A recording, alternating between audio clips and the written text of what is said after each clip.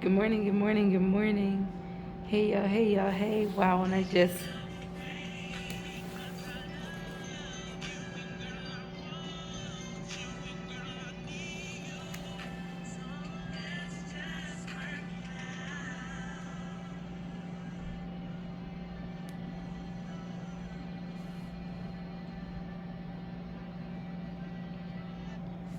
swear, like if it wasn't for craziness, then there wouldn't be anything. Like, as long as I've been sitting here, nothing. As soon as I start to talk to you guys, my phone starts playing, and it's just playing in my ear. So I can't even focus on what I was trying to say.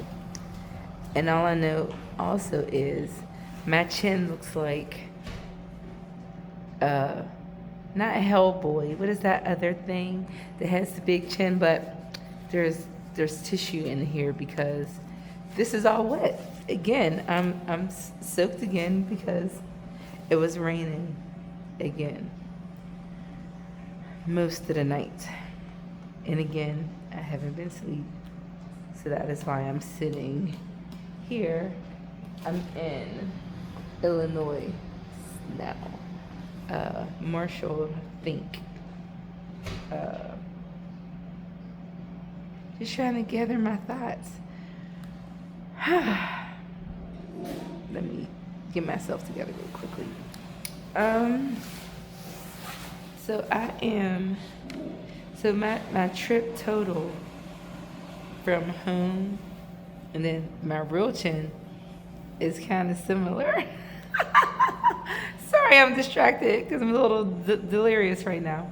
Um, Total trip from home to do the Cabot Trail and then to Ensenada is, I think it was like 6,000 miles, 60, like 6,500 miles. I have 1,800 left, and I need to be there by tomorrow, 6 p.m. I'm feeling really positive about getting there, but I am tired right now. I really need to close my eyes, but I don't want to waste any daylight, so I'm just going to take my time and get down the highway. Um,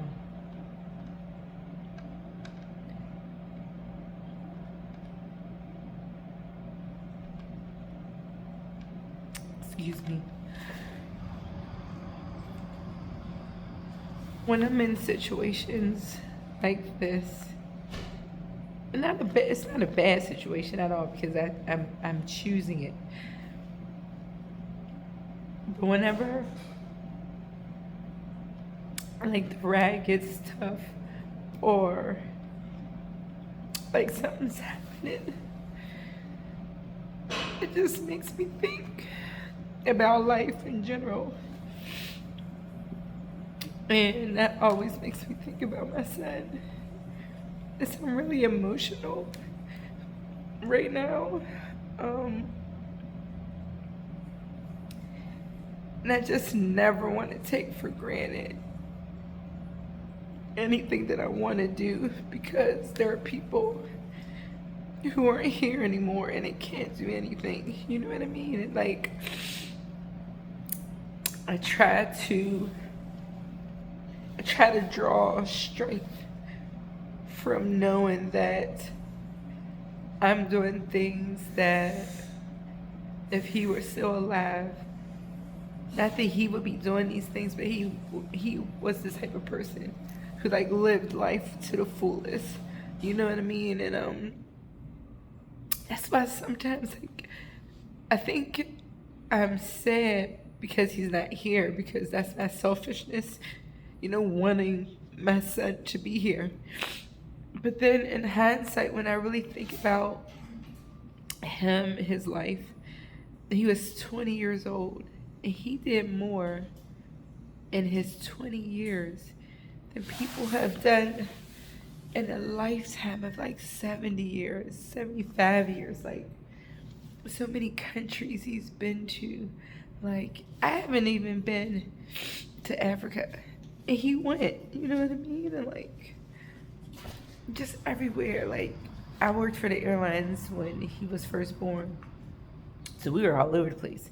France, Jamaica. We used to go to Jamaica like every weekend. Like, it was crazy because I met people there. So we would just stay at their house. Like, you fly for free when you work for the airlines. You pay the taxes rather. So to go to Jamaica was like, I don't know, $14 or something like that. Probably even really less than that. And he was a baby, like 2 at the oldest. He was like 8 months when I started. And then, like, he's a lap child, so he doesn't even have a seat. I didn't have to pay for his seat. Um, but he's just been all over. He liked Six Flags. We've been to all the Six Flags. His birthday is April 28th. My youngest son is April 12th. So, that's a spring break for kids, like the first weekend, second weekend of April, somewhere around Easter. So every year we went somewhere for their birthday, like, you know what I mean? California, Texas, Florida, a whole bunch of time. They were able to get in the cockpit, Tyler got into the cockpit by himself before Xavier was born. Then when Xavier came, they were both in the cockpit. Like I said, in his 20 years, he did so many things. So that's what I think about, and that's what I cherish. When I do get upset about that being here, I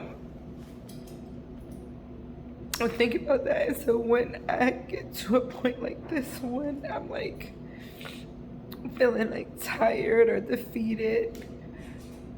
I think I can't finish, or I'm not gonna make it. I think about him and like what he would say, like, "Mama, you better get it together, like get it done." But all when I used to, when he was here, and I would rap, like, that's what would help get me through the night. You know what I mean? Like, I've always been a night rider. I just enjoy riding at the night. It's peaceful. No one's out there. You can essentially have the road to yourself. And as a young man, he was always just up all night long playing. I don't even know what he would play, Fortnite or Grand Theft Auto, something, whatever he would be playing. And we'd be on FaceTime, like he would prop his phone up, always have the phone on the handlebars, and we'd just be on FaceTime. And sometimes we would talk, but really we were just keeping each other company. Like, well, he was keeping me company because I needed the interaction and to be up and stuff like that. And he used to just like follow me, and it's so crazy because if I didn't tell him I was going somewhere, because a lot of times, most times, when I take a trip, it's so spontaneous because work. I'm so sorry, I look so crazy. It's spontaneous because work is always like so busy. So if I figure out, or if I get time, like I would literally just leave after work on Friday and be in Illinois or be in North Carolina, be somewhere. And with iPhones, we had each other's locations, so he would just look like, "You didn't say you were leaving, blah, blah, blah, blah, blah, blah, blah." Like, I was like, "I know, Ty, like I just ran out," or, "I'll be right back, I'm turning and burning," whatever the case may be. So he, again, would keep me company, and I guess I'm missing that too. Especially times like this, but, yeah, and what's funny is one of my mentors, Reef, who helped, guide me through this whole Grand Slam. His birthday's April 28th. Like, Tyler's. So, like, I wonder if that's what, helps keep us close, because he's just a great person in general, but, like, he's definitely trying to keep me focused, like, get on the road, don't play around, because I play around. I'm always playing around. Tissue. You even think, because I'm in bed, there's really no tissues here. Because they have the air dryer.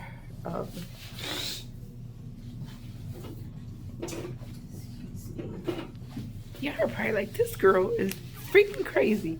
But I've been up too long. I've been up, you know what I mean? And so when you're up so long, you just think about all these different things and all this stuff. But anywho,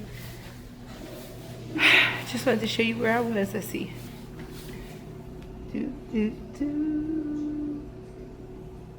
Oh, here. So, cross the border. Indiana's a nightmare. I never want to go there again. It is going to be the death of me. But to this is St. Louis. To St. Louis, I want to say it's like 200 miles or something like that. And that's not bad. And then from St. Louis there, it's like 1,600 miles. Like, I could really, like, if I was rested, do it in one day. I could do this in one day. But I'm delirious. A little bit. I don't want to scare y'all. I'm okay. I was getting tired, which is why I stopped. And I've been here for like 45 minutes or something. And I didn't even close my eyes. I probably should have closed my eyes for 45 minutes. But now that I talked to you guys, sometimes you just gotta get it out. And I'm feeling better now. I'm feeling better. And the sun is up and it looks like a beautiful day.